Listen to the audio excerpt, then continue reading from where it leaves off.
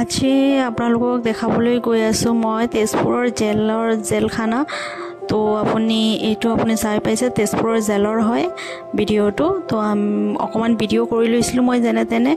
তাৰপিছত ইয়াতে জেলৰ মানুহ লগ ধৰিব আহিছিলে, তো সেইটোও মই অকণমান দেখাব চেষ্টা কৰিছোঁ।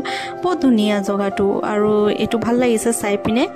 দেখাত খুবেই ধুনীয়া, ভিতৰতো যাব নিদিয়ে, কিন্তু বাহিৰৰ পৰা যিখিনি মই পাৰিলোঁ ভিডিঅ'খিনি কৰিলোঁ।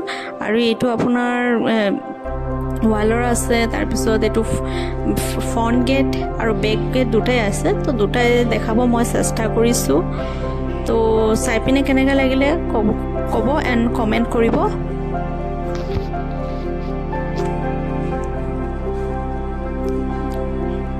এতিয়া বৰ্তমান ৰাস্তাটো খুলি দিয়া হৈছে।